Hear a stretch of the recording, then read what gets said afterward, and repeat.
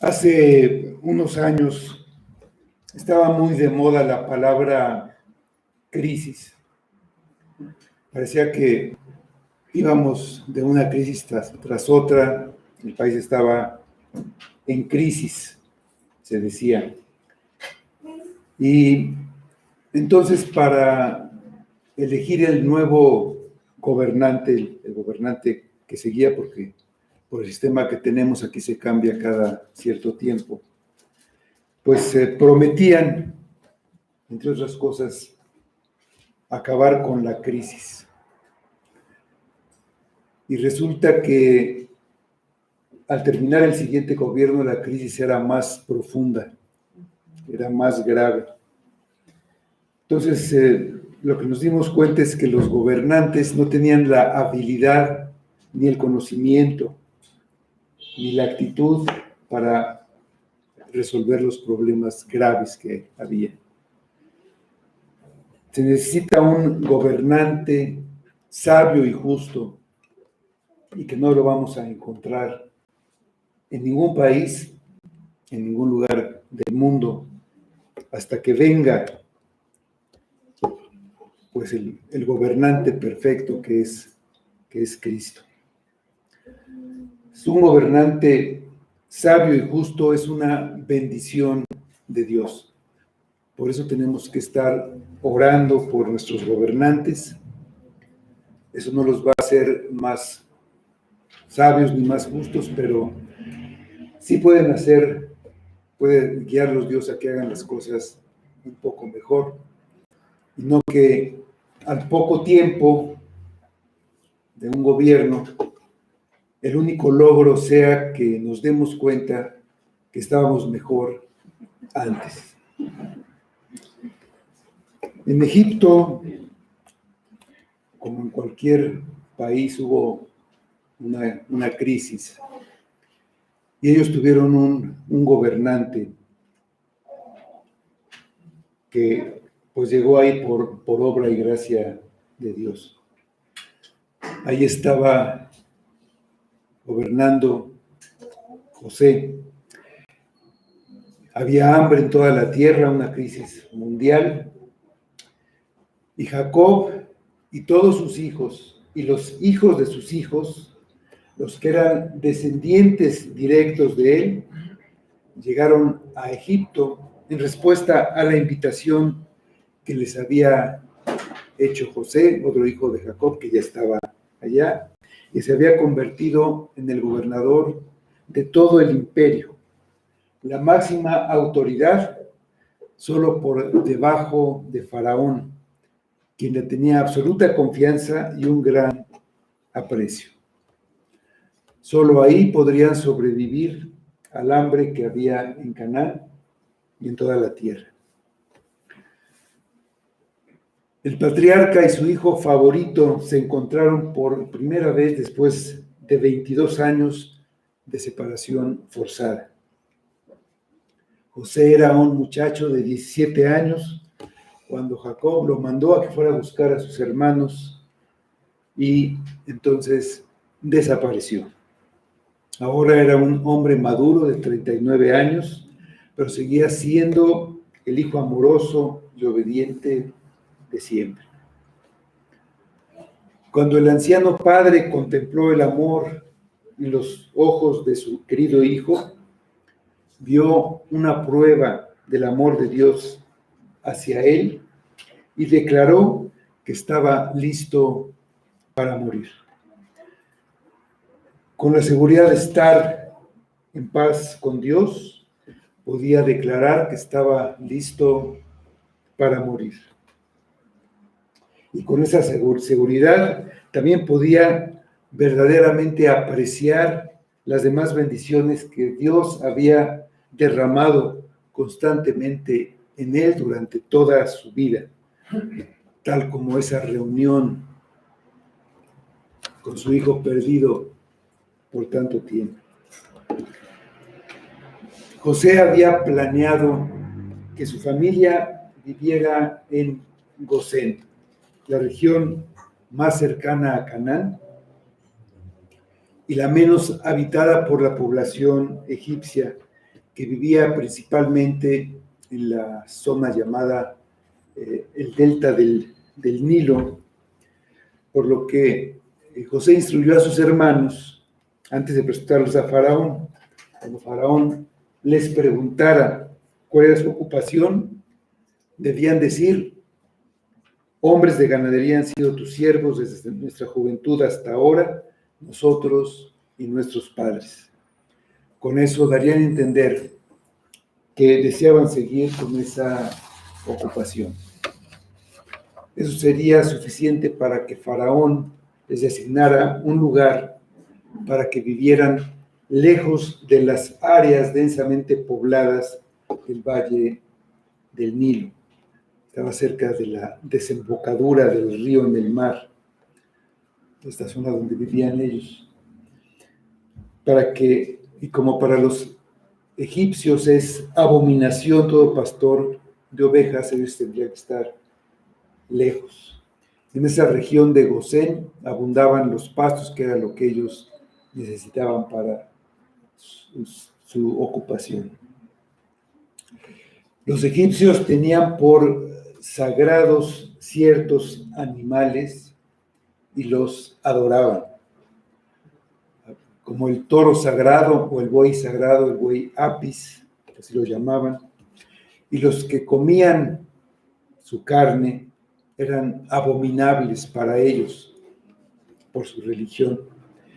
También los sacrificios que hacían los hebreos, sabemos todos los sacrificios que hacían, sacrificaban ovejas para presentarlas a Dios, eran una abominación para ellos.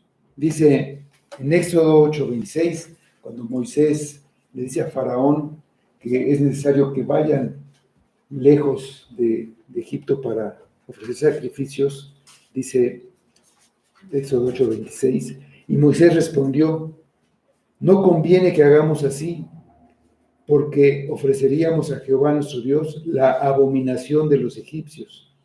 He aquí, si sacrificáramos la abominación de los egipcios delante de ellos, ¿no nos apedrearían? El faraón le había dicho que se quedaran ahí en Egipto. Además de esto, había un rechazo por los extranjeros de parte de los egipcios. No podían comer junto a los hebreos. Recordamos que en el banquete que les ofreció José a sus hermanos, los egipcios comieron aparte porque era abominación para ellos comer con los hebreos. En Génesis 43:32 dice: y pusieron para él aparte y separadamente para ellos, y aparte para los egipcios, que con él comían, porque los egipcios no pueden comer pan con los hebreos, lo cual es abominación a los egipcios. Todo esto haría que los israelitas se mantuvieran separados y lejos de la influencia cultural egipcia. De esta manera, la familia con la que Dios había establecido su pacto fue a Egipto. La razón a los ojos humanos fue el hambre que había en todo el mundo. Pero Dios, que controla la historia, tenía otras razones más poderosas que no se veían. Durante los siguientes 400 años, mientras Israel crecía como nación, Dios quería librarlos de la influencia religiosa y moral de los pueblos cananeos en donde estaban viviendo. Esa influencia era todavía más peligrosa que la egipcia. La maldad de los cananeos llegaría al colmo, cuando ya no habría más remedio y tendrían que ser destruidos.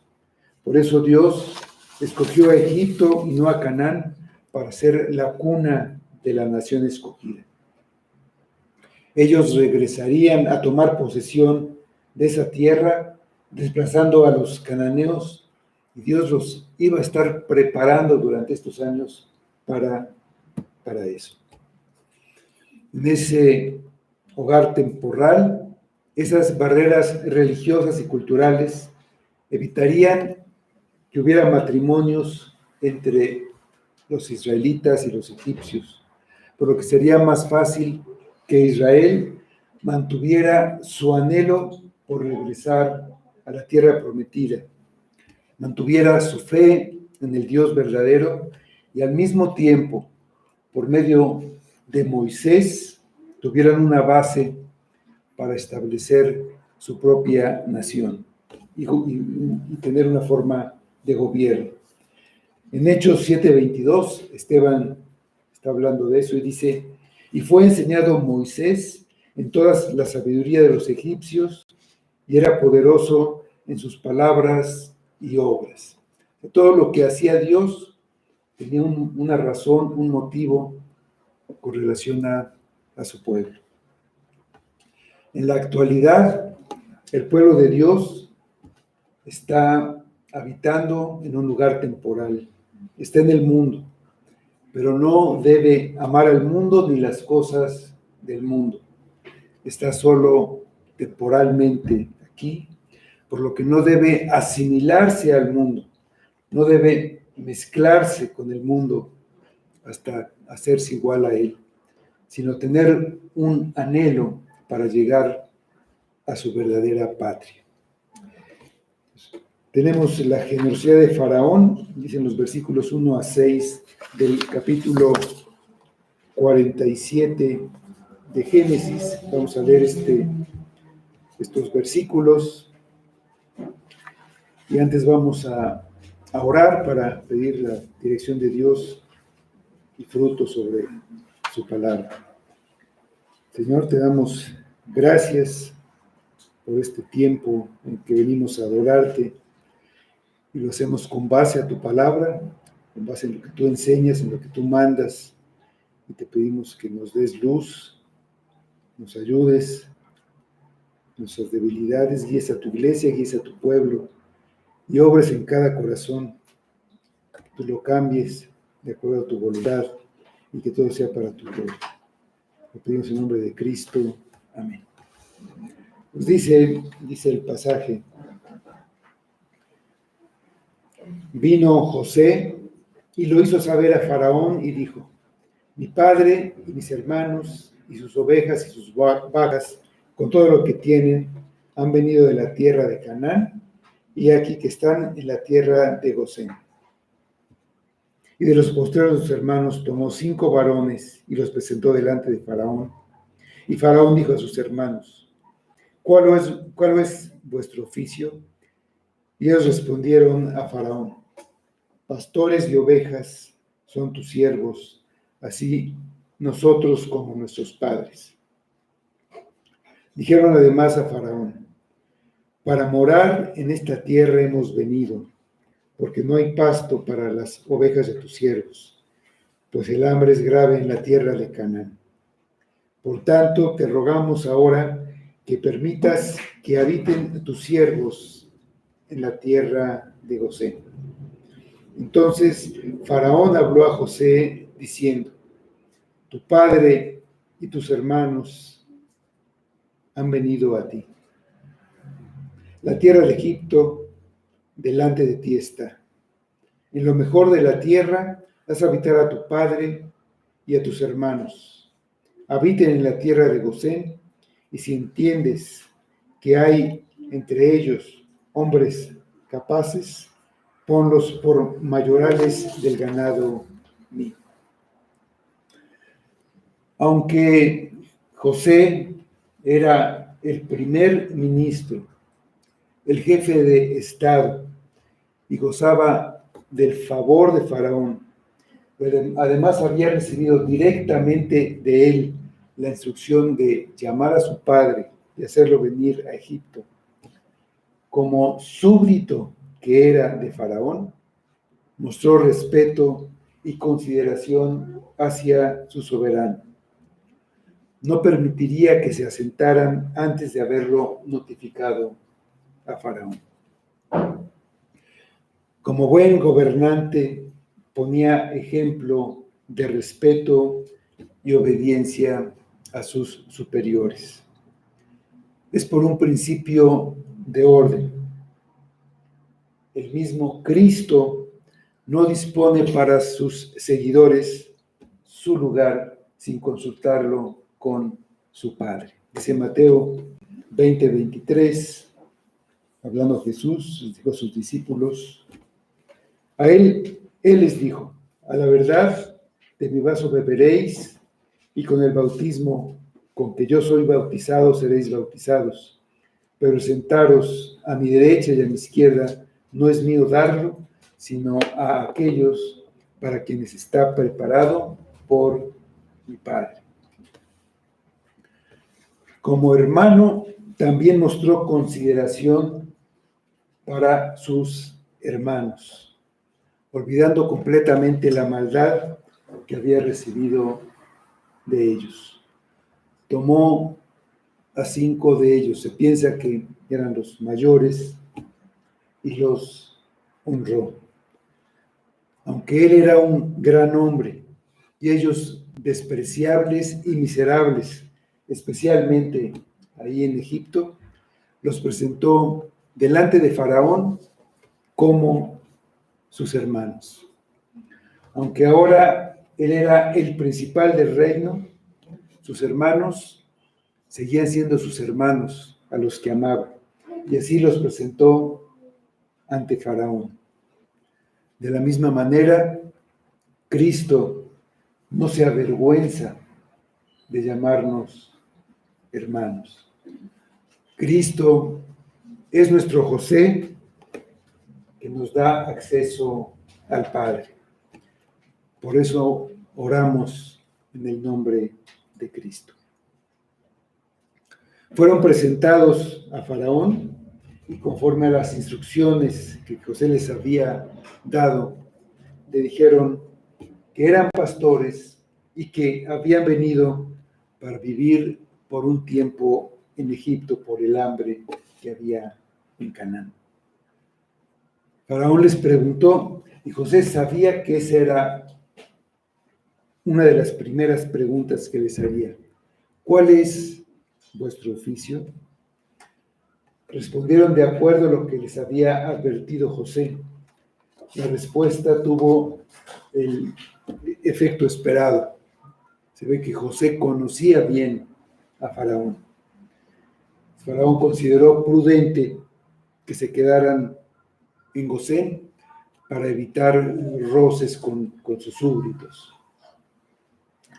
Al dar su consentimiento, mostró la gran estima que tenía por José.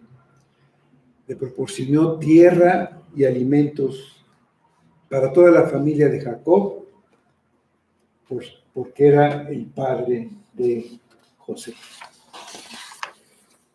Como la ocupación de pastores era menospreciada por los egipcios, Faraón necesitaba personal para hacerse cargo del cuidado de su propio ganado. Y propuso contar con gente de la familia de José para este trabajo, si podían hacerlo bien. Para los egipcios, ese trabajo era una abominación, un trabajo despreciable, pero ningún trabajo es indigno. En la creación, Dios hizo al hombre para trabajar. Lo hizo para que labrara el huerto de Edén. Solo por la caída, el trabajo no da el fruto esperado y el hombre tiene una actitud negativa para el trabajo. La Biblia dice que el que no trabaja, que tampoco coma. José trabajaba y de hecho el gran trabajo que hizo como esclavo en la casa de Potifar y después en la cárcel, era lo que lo había llevado al lugar que ocupaba en ese momento. Si hubiera hecho un mal trabajo, pues seguiría siendo esclavo. El mismo Faraón trabajaba. Él, de acuerdo a su posición, a la posición que tenía, lo que le tocó, y a veces ese trabajo es el más difícil porque es el de más responsabilidad. La provisión de José para su familia, a la que prometió proveer cuando fueran a Egipto, era darle los medios para que por medio de su trabajo ellos sustentaran a sus familias y así le dieran la gloria a Dios. Haciendo su trabajo no como para los hombres, no como para Faraón, sino para Dios. Faraón le dijo a José que pusiera a sus hermanos como encargado de sus ganados, solamente si eran hombres capaces. Cualquiera que sea nuestra ocupación, deberíamos procurar ser excelentes, los mejores y mostrarnos trabajadores.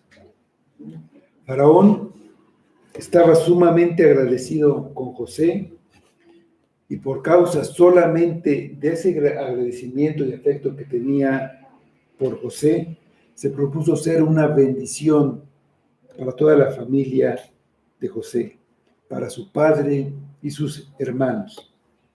Le dijo: tu padre y tus hermanos han venido a ti. La tierra de Egipto delante de ti está.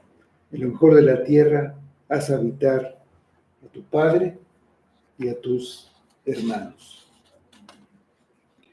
Jacob se presenta a Faraón, dice los versículos 7 a 12.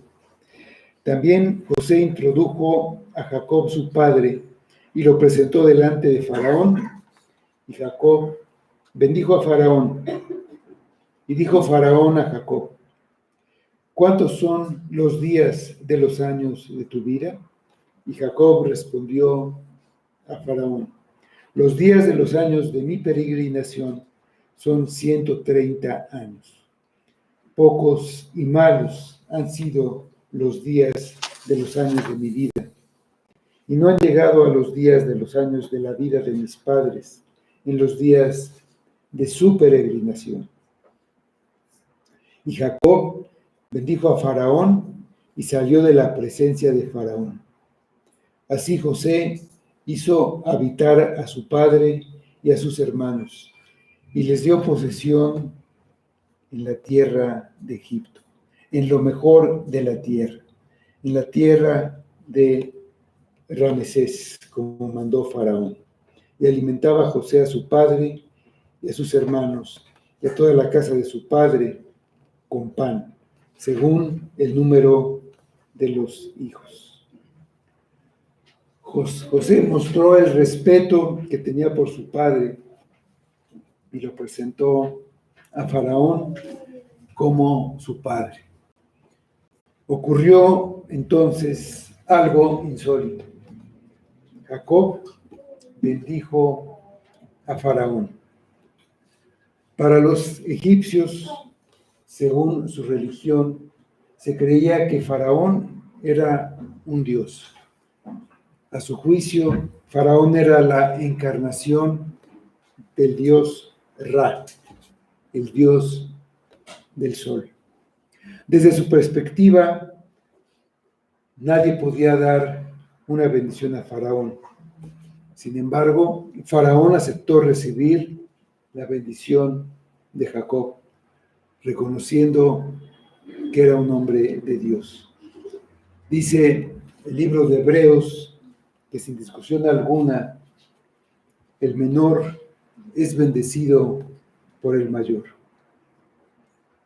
Faraón tenía mucha más riqueza y mucho más poder terrenal que Jacob, pero Jacob era mayor por su relación con el Dios del pacto.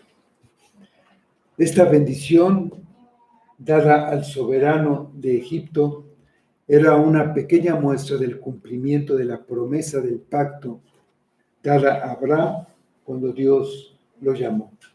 En Génesis 12, versículos 2 y 3, vemos ese episodio y dice: Dios le dice, y haré de ti una nación grande, y te bendeciré, y engrandeceré tu nombre, y serás bendición.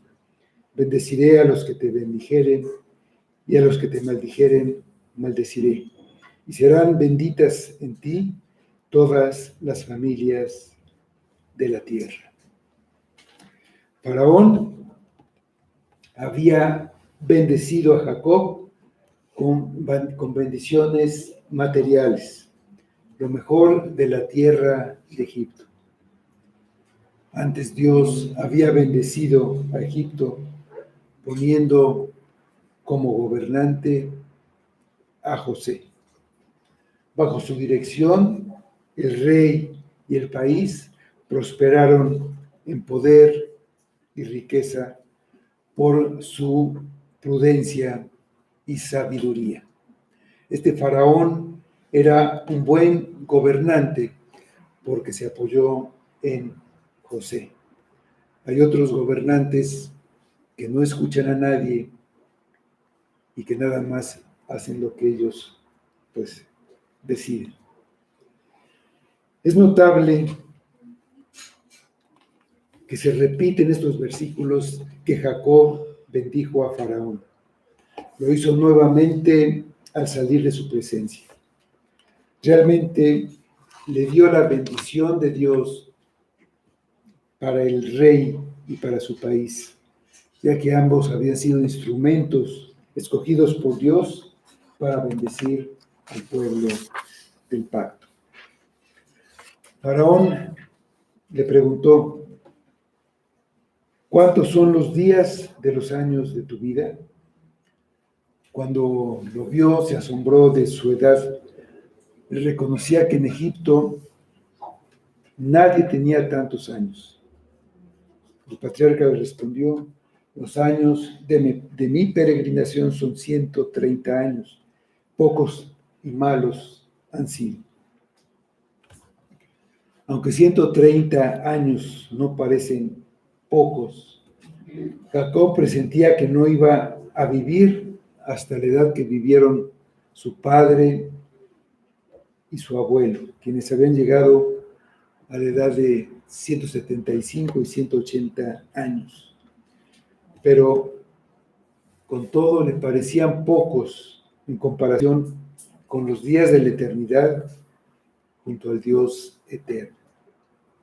Sus años habían sido malos, lo que significa que habían sido difíciles.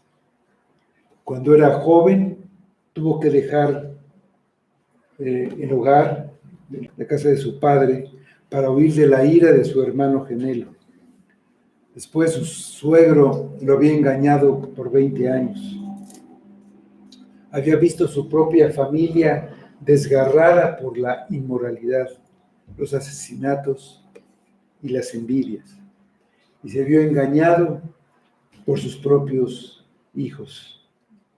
Y ahora el hambre lo había obligado a dejar su hogar y emigrar a una tierra extraña. Los años habían causado estragos en su vida. La vida de Jacob había sido difícil. Y eso es cierto para cualquier persona del mundo. Pero Jacob sabía por qué. Llama a su vida una vida de peregrinación, considerándose un extranjero en este mundo y un viajero hacia otro mundo, siendo esta tierra un lugar de paso, no su hogar. También a esto se refiere la carta de los Hebreos cuando dice, confesando que eran extranjeros y peregrinos sobre la tierra.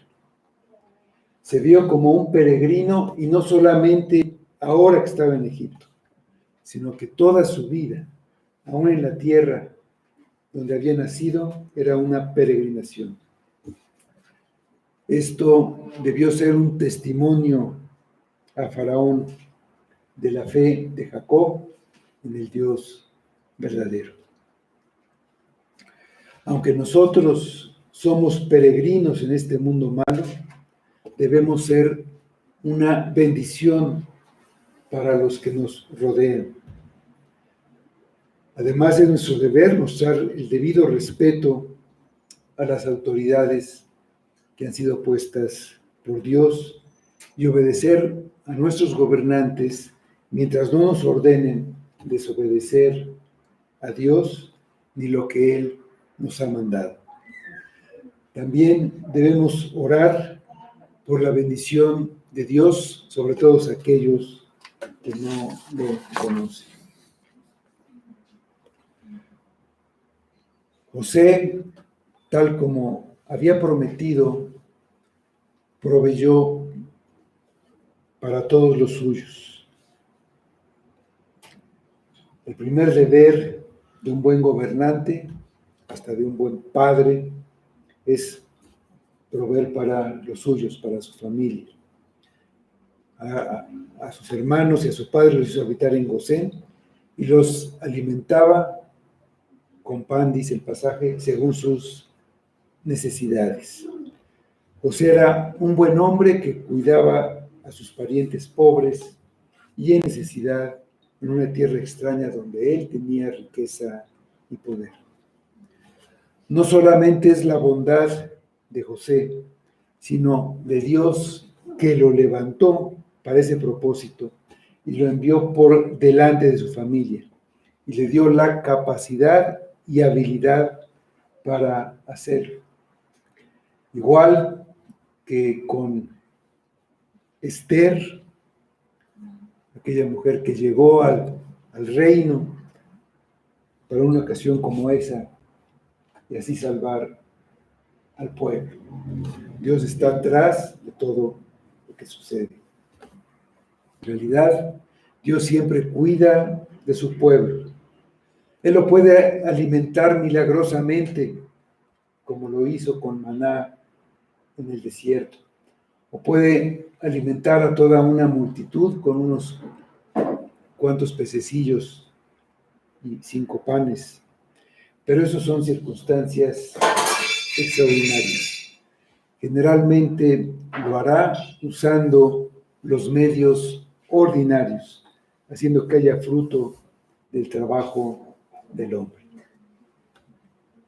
Aquí el medio era José gobernando sabiamente el reino de Egipto.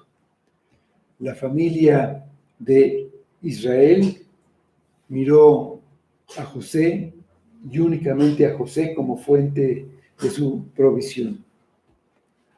Al proveer a sus hermanos, de acuerdo a la necesidad de cada uno, devolvió el mal que le habían hecho con bien. Hubo hambre también en Egipto, dicen los versículos 13 a 19. No había pan en toda la tierra y el hambre era muy grave, por lo que desfalleció de hambre la tierra de Egipto y la tierra de Canaán. Y recogió José todo el dinero que había en la tierra de Egipto y en la tierra de Canaán por los alimentos que de él compraban. Y metió José el dinero en casa de Faraón.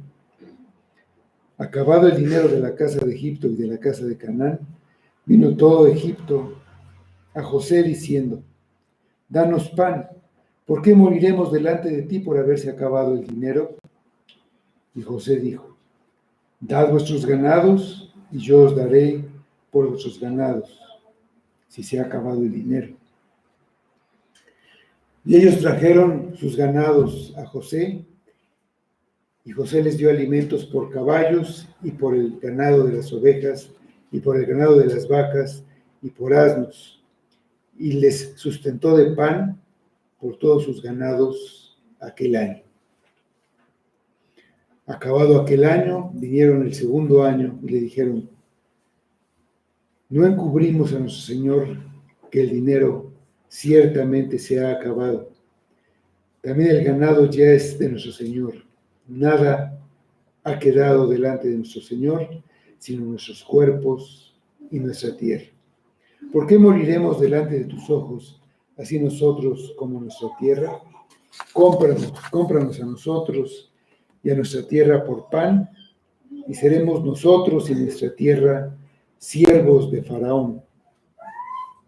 Y danos semilla para que vivamos y no muramos, y no sea asolada la tierra.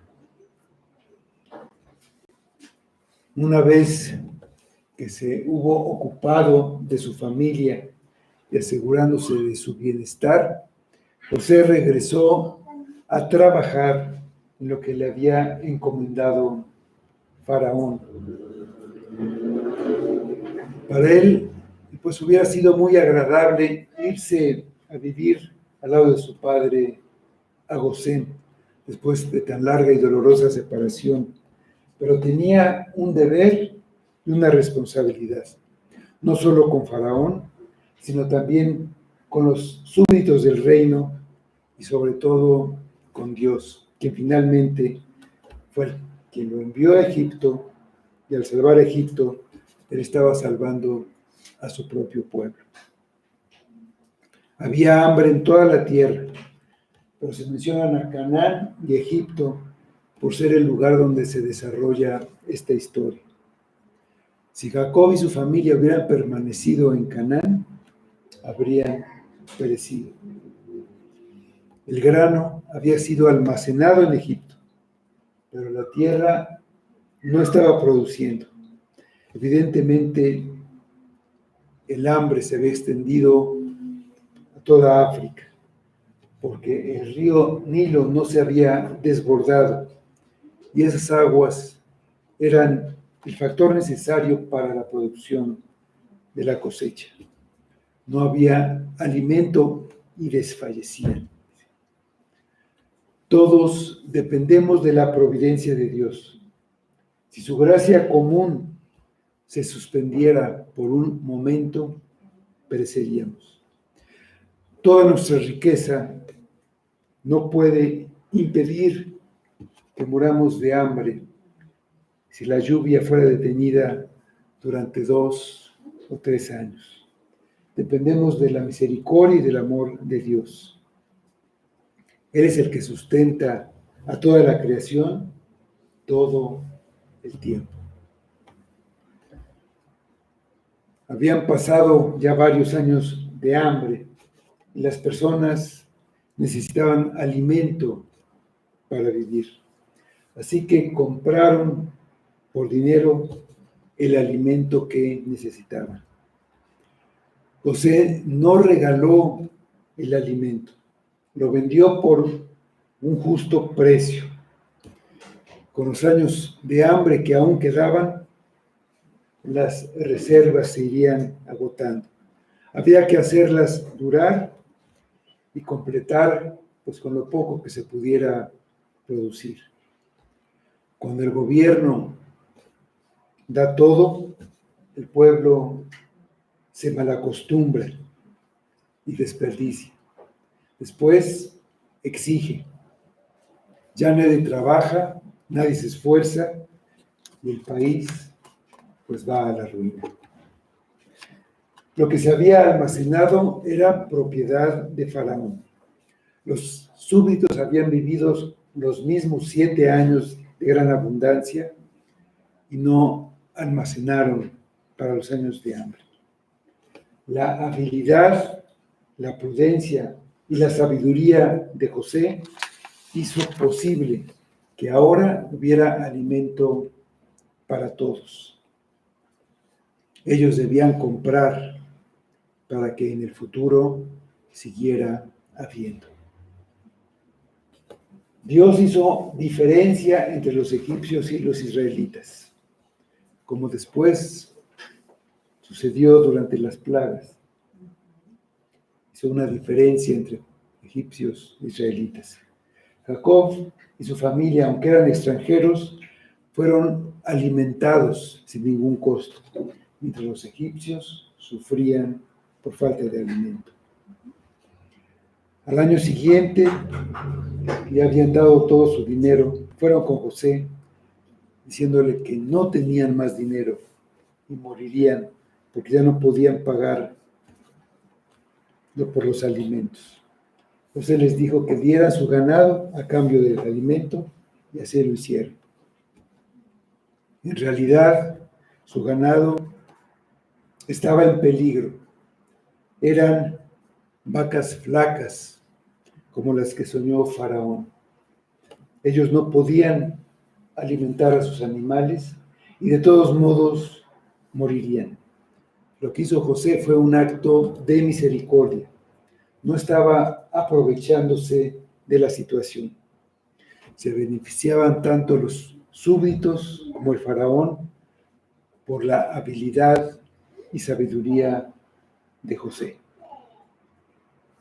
Finalmente, a los egipcios ya no les quedaba más que sus cuerpos y su tierra. Y la tierra de nada les servía. No tenían semilla que sembrar, ni ganado para comerciar o trabajar de alguna manera. No les quedaba otra alternativa que venderse a sí mismos. Fueron con José y le suplicaron que los comprara a ellos y a su tierra.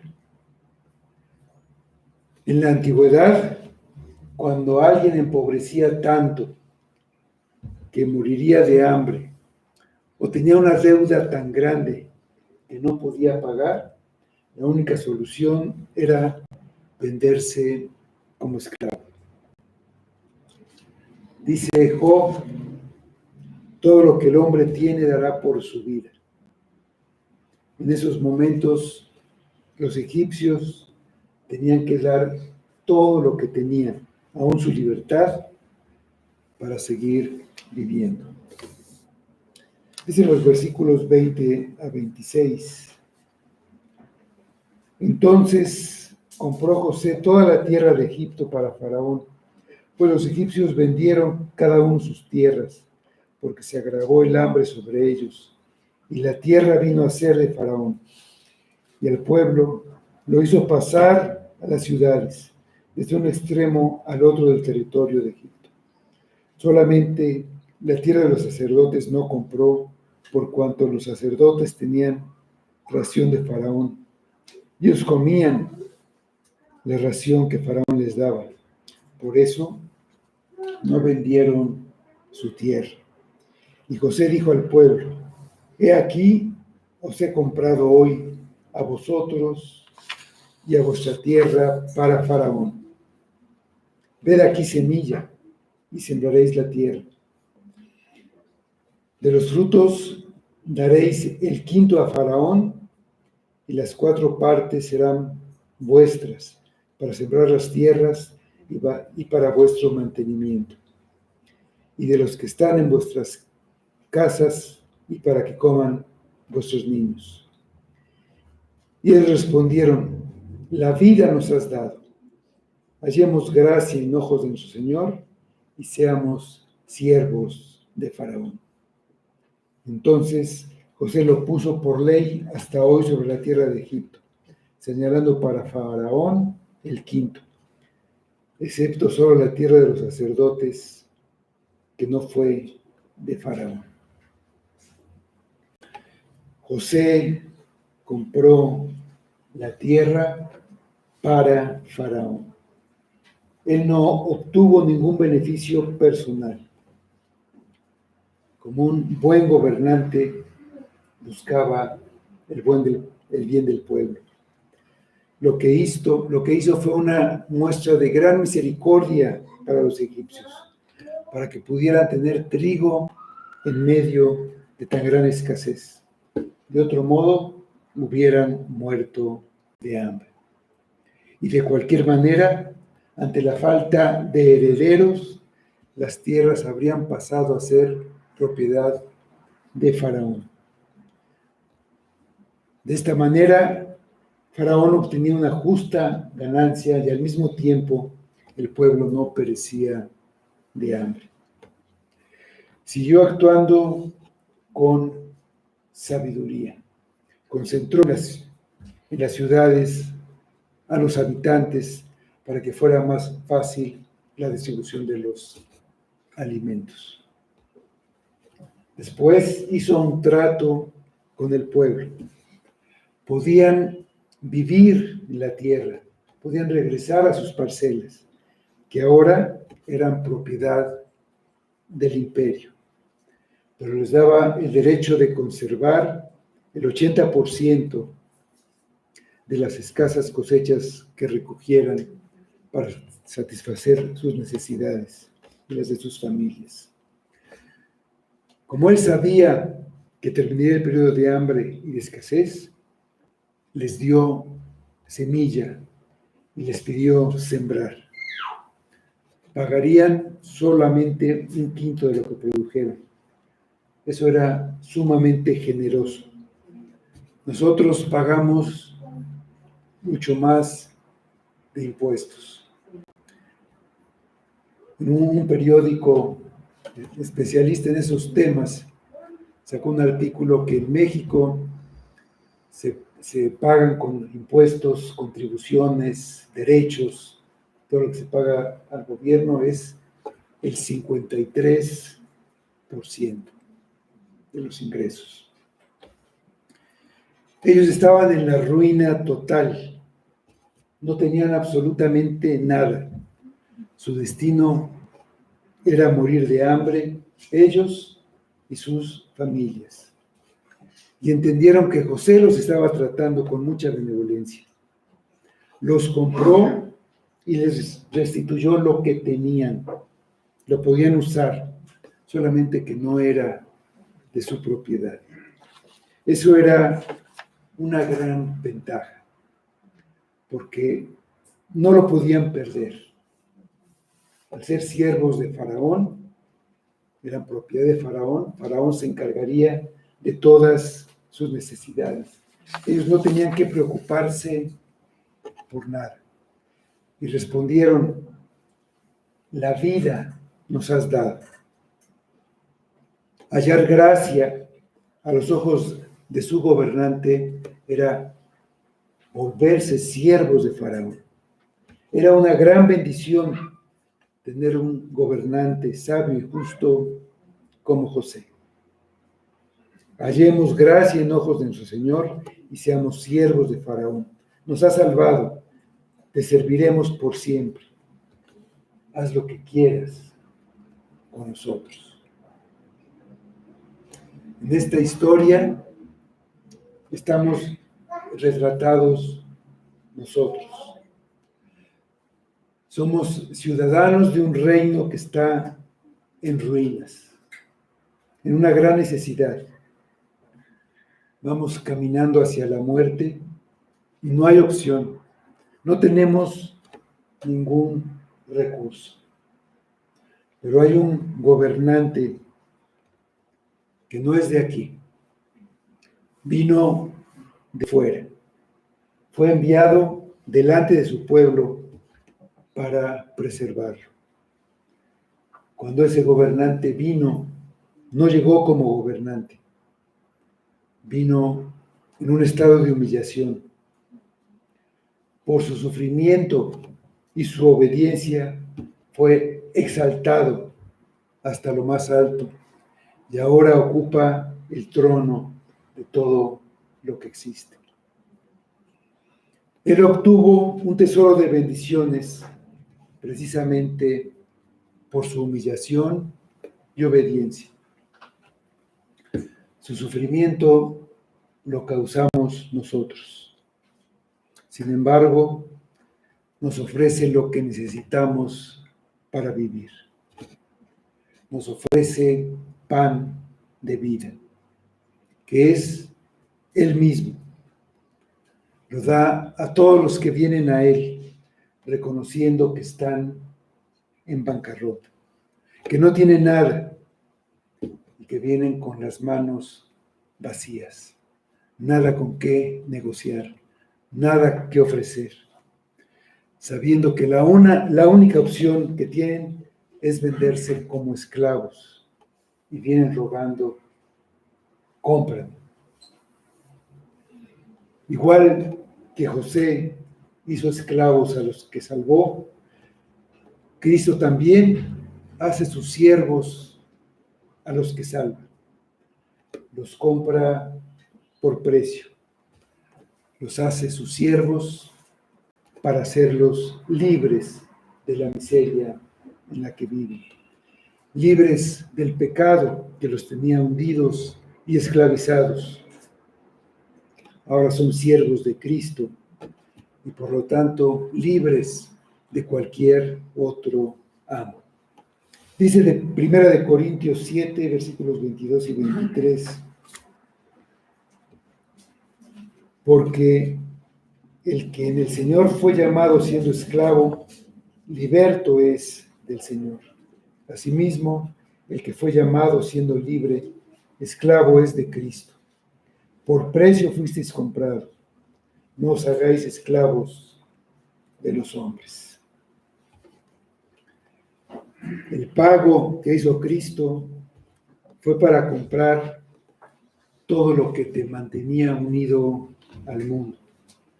Así como José compró todo lo que mantenía a los egipcios atados a su ciudadanía. Adquirió su dinero, sus posesiones, sus animales, su tierra y a ellos mismos. Mientras tuvieran algo en lo que pudieran confiar para sobrevivir, algo en que apoyarse, no tendrían que obedecer a José, y José no podría salvarlos. José no podría gobernar completamente sus vidas, y aun con toda su habilidad y toda su sabiduría, ellos tomarían el control de sus vidas y harían fracasar el perfecto plan para salvarlos. Mientras mantengas algo tuyo que no hayas entregado a Cristo, algo que Cristo no haya adquirido tuyo, ya sea riqueza, familia, salud o algún pecado, cualquier cosa que valores más que a Cristo y no la sueltes, estás bajo el dominio de eso. Cuando hay algo que no rindes a Cristo, aunque sea algo pequeño, significa que esa cosa, eso es tu dueño, eso es tu maestro. Pero la salvación viene de tu dueño. Si Cristo no es el dueño, tampoco es el Salvador para ti. Los sacerdotes no tuvieron que vender su tierra.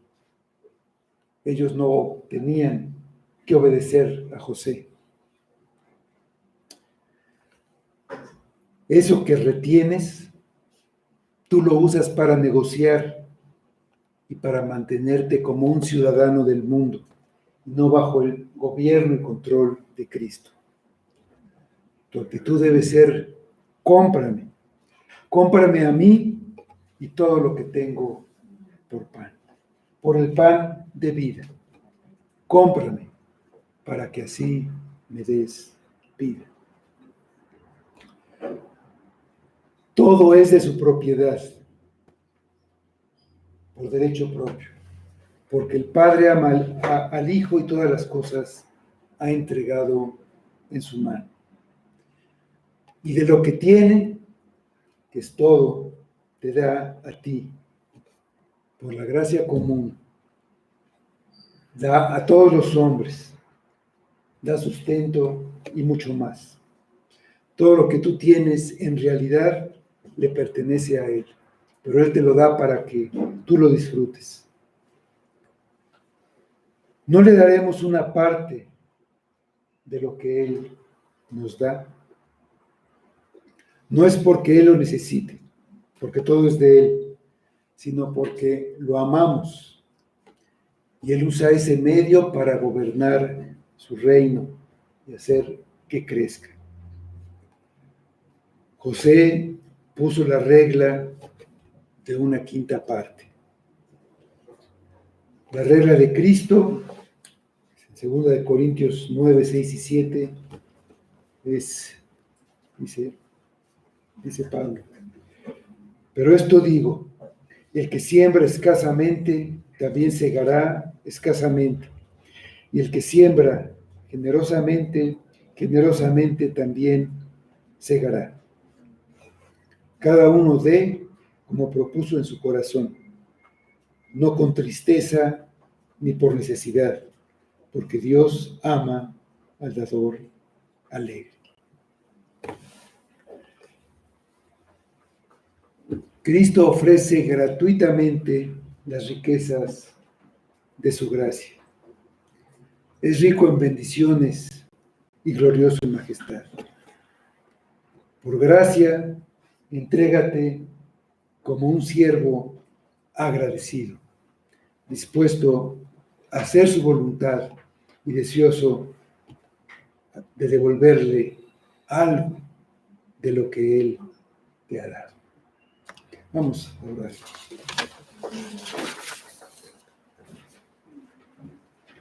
Señor, te rogamos que nos compres, que adquieras dominio sobre todo lo que tenemos. Danos vida por medio de Cristo, Padre. Ayúdanos. Tú conoces cuán engañados estamos por las cosas que hay en el mundo, cuánto las queremos, cuánto las codiciamos. Y perdemos de vista que somos peregrinos constantemente porque el mundo es atractivo para nosotros. Ayúdanos a poner nuestros ojos donde está Cristo y anhelar llegar allá. Usa tu palabra, cambia nuestro corazón, danos amor por nuestra tierra prometida hacia donde vamos. Obra en tu iglesia, manténla, Señor. Todo sea para tu gloria. Lo pido en el nombre de Cristo. Amén.